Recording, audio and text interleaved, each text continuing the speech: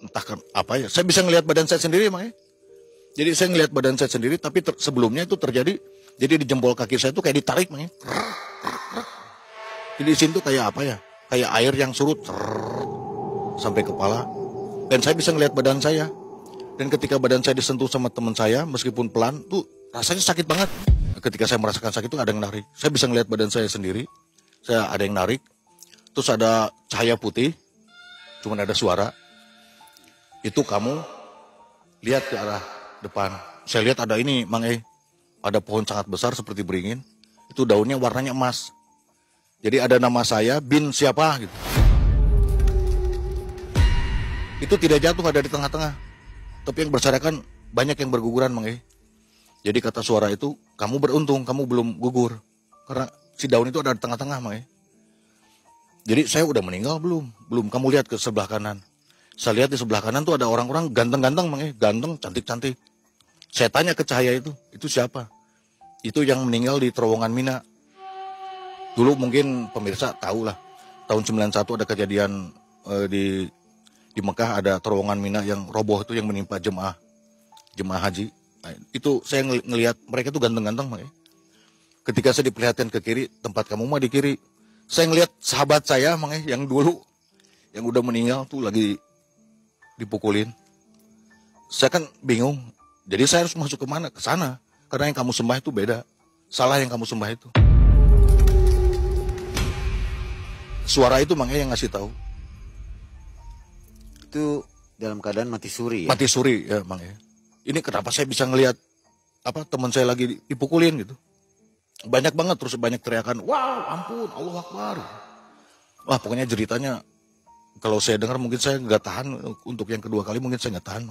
Saking banyaknya jeritan-jeritan. Setelah itu kamu pulang lagi aja, karena belum waktunya kamu. Maaf Mang kalau saya cerita ini, sorry emosi saya meledak-ledak. Ya nggak apa-apa. Nah, sesudah itu tak lama meninggal ayah saya. Ayah saya kan seorang TNI Mang Ketika meninggal itu biasanya ada upacara dinas. Nah, saat upacara dinas tembakan salpo, orang yang kita duga yang udah jolim ke ayah saya itu tertawa Mang puas lah si Batak ketawa-ketawa itu Mang di depan saya.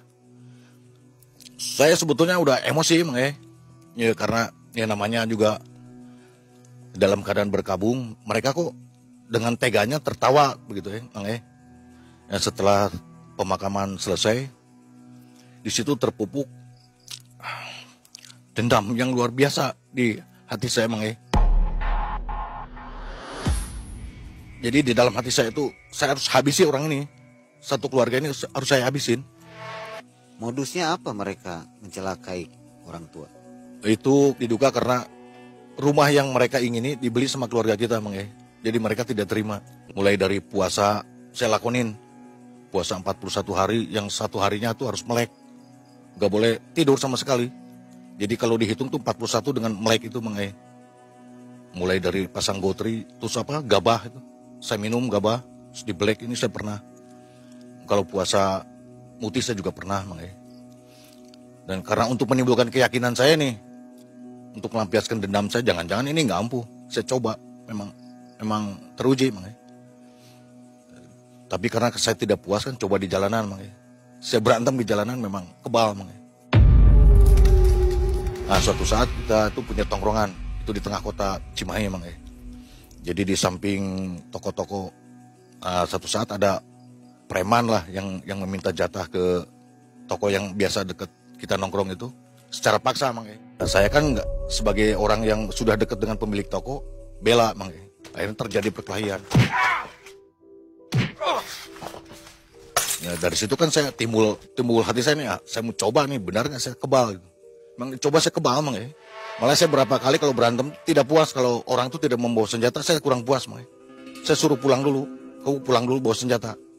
Kalau cuma tangan kosong, saya kurang pas, jadi kurang meyakinkan saya kalau saya ini mempunyai kekuatan kanuragan lah, kayak gitulah Mang Sampai suatu saat saya pernah masuk penjara Mang Kasus 351 berantem Mang Iya, kasusnya awalnya saya lagi jalan Mang orang itu kayak ngeledek gitu Mang Nah setelah mempunyai ilmu itu saya rasakan saya cepat emosi, temperamen, Mang. Jadi saya samperin, saya hajar orang itu, Mang. Jadi memang saat itu saya tidak membawa senjata, tapi secara refleks saya ada batu di situ, saya pukulin kepalanya sampai pecah, Mang.